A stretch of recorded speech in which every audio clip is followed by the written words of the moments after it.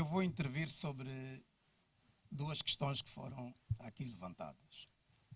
A primeira tem que ver com a discussão sobre o princípio da descentralização político-administrativa, para dizer que já foram aqui expendidos alguns argumentos em abono da manutenção ou da retirada do princípio. Eu vou estar preocupado, em primeira linha, em dar a minha opinião quanto ao sentido que devemos ter desse princípio. Nós não devemos fazer confusão entre naquilo que a doutrina é clara e os ordenamentos jurídicos que acolhem este princípio da descentralização política administrativa explicitam. Não devemos fazer confusão entre o sentido que aqui se quer dar ao princípio da descentralização político-administrativa em sede da organização do poder local com o acolhimento desse princípio noutras nuances, nomeadamente na nuance da regionalização e na nuance do federalismo, por exemplo. Quanto ao entendimento do princípio da descentralização político-administrativa, entendo eu que aqui pode-se avançar a ideia de que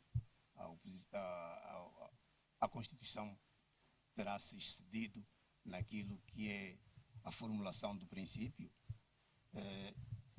mas eu entendo que o que se quis dizer aqui, ou o que se quer dizer aqui, é que a organização do poder local,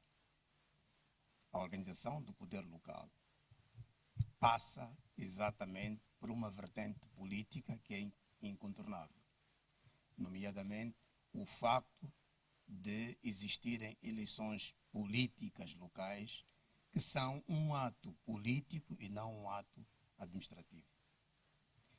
Essa explicação ou essa realidade permite que hoje em dia os Estados, a doutrina, acolham o princípio da descentralização político-administrativa em sede do poder local, para dar cobertura à realização de eleições locais, que é o momento mais importante de construção da vontade das comunidades locais através da eleição dos seus representantes.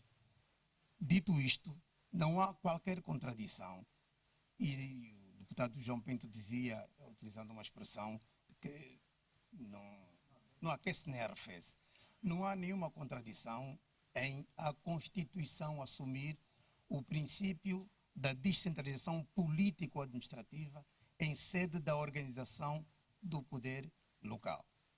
Repito, porque chama aqui a importância de um ato que é essencial para a construção da autonomia local, que são as eleições locais. Mas a Constituição explicita esse princípio de modo, digamos, funcional de outra maneira. Já não é no uso da fórmula da descentralização político-administrativa. A Constituição vem dizer que no dia a dia, retirada as eleições, no dia a dia, na gestão corrente da atividade de descentralização, na gestão corrente da ação das autarquias locais, o princípio, a formulação do princípio que colhe é o princípio da descentralização administrativa. E assim nós podemos ler exatamente no artigo 217, mas mais do que isso, colegas, mais do que isso. Vamos para o artigo 8º. É o artigo 8º que define o tipo de Estado que nós temos. Estado unitário que se organiza, se estrutura com base no princípio da descentralização administrativa. Portanto, enquanto princípio funcional, o que a Constituição vem estabelecer é que ele se realiza na autonomia local em sede de descentralização administrativa.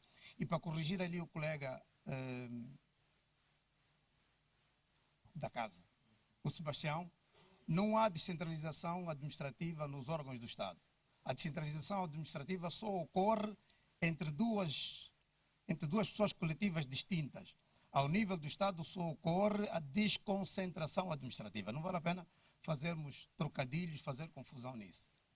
Portanto, não há nenhum problema em que se acolha, do meu ponto de vista, que se acolha o princípio da descentralização político-administrativa como um princípio macro de organização do poder local e que este princípio depois se densifique na realização do poder autárquico através da descentralização administrativa. Isso não é nenhuma heresia técnica, não é nenhum problema, digamos, que ponha em causa quer a Constituição, quer a teleologia de realização do poder local. Quanto ao gradualismo, eu gostaria de saudar o facto dos nossos colegas da oposição apoteotizarem o princípio do respeito da supremacia da Constituição. É bom. E é bom que isso se alargue também à tutela de mérito, que também está lá na Constituição. O gradualismo também está na Constituição. E se estamos a ter um discurso correto de que devemos respeitar a supremacia da Constituição, nós devemos então acolher, e eu saúdo o facto de ter-se acolhido aqui, a ideia do gradualismo. Fica onde o gradualismo? Como princípio geral ou como um princípio residual? Aqui os nossos colegas também entram numa contradição. Eu acho que não devíamos perder muito tempo na avaliação desta lei a discutir o gradualismo. Temos sede própria para fazer uma discussão mais apurada, mais profunda, em devemos esgrimir o bem fundado do gradualismo. Mas só uma nota sobre o gradualismo. É que é verdade que a Constituição, e eu nunca ouvi ninguém a dizer isso, é verdade que a Constituição de facto proclama o gradualismo territorial, apesar daquilo que é o discurso que alguns colegas têm. Como princípio, está plasmado no artigo 242, número 1, princípio do gradualismo. E depois ele se densifica em dois momentos. O primeiro momento, que é o da criação das autarquias, é a primeira parte do artigo 242, número 2. A segunda parte da sua densificação ocorre na promoção gradual das suas atribuições. É esta a leitura que se faz. E é esta leitura intencional e enviosada que os colegas da oposição gostam de fazer. Tanto assim é que está um post na internet sobre o gradualismo, e onde só se fala do gradualismo naquilo que tem a ver com o gradualismo funcional.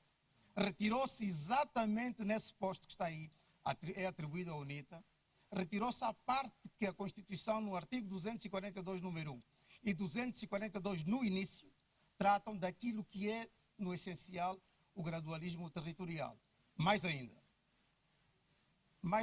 o artigo da Constituição, agora suponho que seja o 218, se não estou em erro, o artigo que trata da estruturação ou da categoria de municípios, diz claramente no número 1 que a autarquia é o município, portanto, da categoria de autarquias, desculpem, que o número 1, que a autarquia é o município, mas neste artigo, atenção, neste artigo que nunca ninguém se referiu a ele, a Constituição veio dizer que, embora o princípio regra seja esse, de que o município é que é a autarquia principal, digamos assim, não está vedada a possibilidade de gradualmente, leia-se, gradualmente, o Estado poder instituir autarquias territoriais, quer supra, quer infra.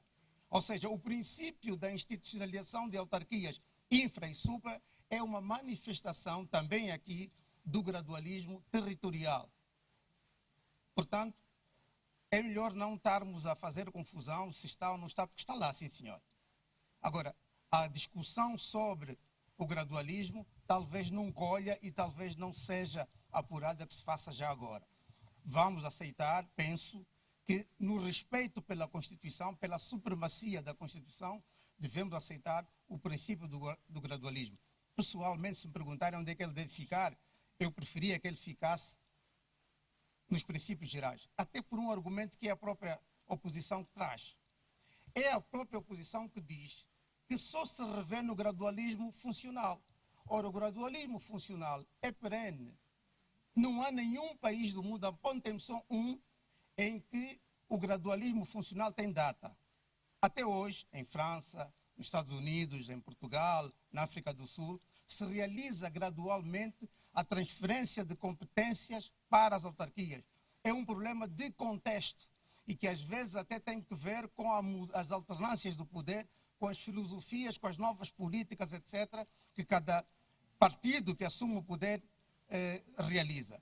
Portanto, não vale a pena entrarmos agora, é o meu conselho, numa discussão tão profunda quanto se queira fazer do gradualismo, sendo que, repito, no respeito pelo princípio da supremacia da Constituição, ele deve ser acolhido nessa lei. Muito obrigado.